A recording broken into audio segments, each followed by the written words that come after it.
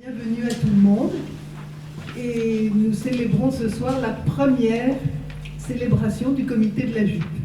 Donc voilà, nous avons mis 10 ans pour comprendre qu'une célébration c'était un acte fort et utile et nous y arrivons finalement. Voilà. Alors nous célébrons dans la joie parce que nous nous sommes laissés solliciter pour rendre grâce de l'œuvre du Christ, un Christ qui nous donne la vie en abondance. Donc, c'est la joie d'abord. Et nous ne célébrerons pas dans la transgression. Le sacrement de l'Eucharistie est aujourd'hui réservé aux prêtres, dont acte.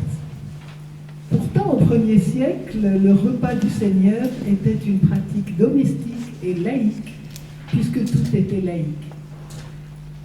Mais avoir mis la main sur l'Eucharistie est une sorte de coup de force et aujourd'hui c'est une confiscation.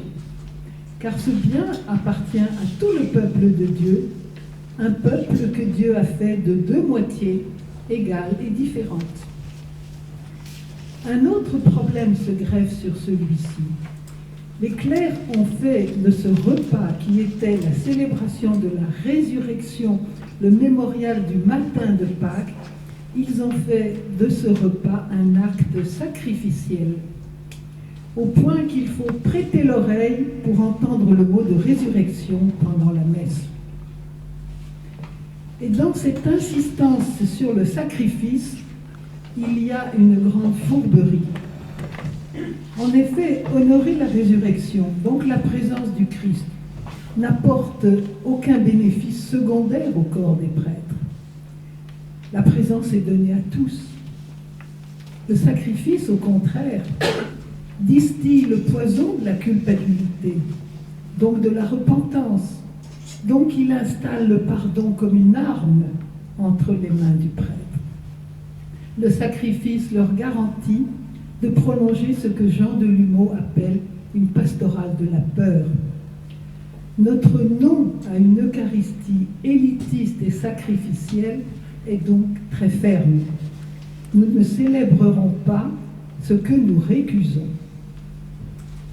Faire comme les clercs, devenir calife à la place du calife, n'est pas notre ambition. Pourtant, nous allons dire oui. Alors comment? En faisant un pas de côté dans la liberté des enfants de Dieu. Alors qu'allons-nous célébrer?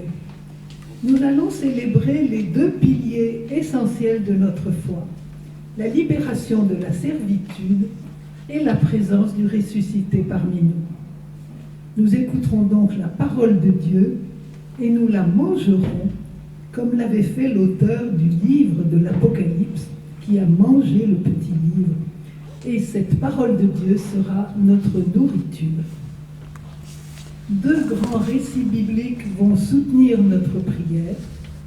Vous l'avez deviné déjà, s'il s'agit de libération de la servitude, c'est que nous allons écouter le récit de la traversée de la mer par les Hébreux asservis en Égypte. Et nous écouterons en second temps la transfiguration de Jésus, qui est une sorte d'anticipation de la résurrection. Donc après la première lecture, ceux qui le voudront reprendront un mot ou une idée de ce qui les a touchés dans cette lecture. Et après la seconde lecture, nous tenterons de pétrir un peu plus le texte et d'en extraire le sens. Nous le commenterons donc par petites touches, modestement en 2 ou 3 minutes, un peu comme des petites souris qui croquent ce qui leur paraît bon. Plusieurs d'entre nous apporteront leur éclairage et sans doute l'un ou l'autre aura envie d'ajouter sa petite note à lui, ses questions, ses observations et même ses incompréhensions. Attention, une règle, nous commenterons le texte et non la parole des autres. Enfin, nous terminerons avec un temps de prière commune et avec un petit apéritif.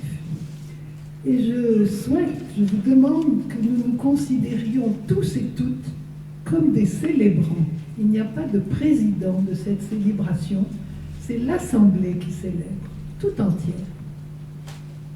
Voilà. Au nom du Père, du Fils et du Saint-Esprit. Amen.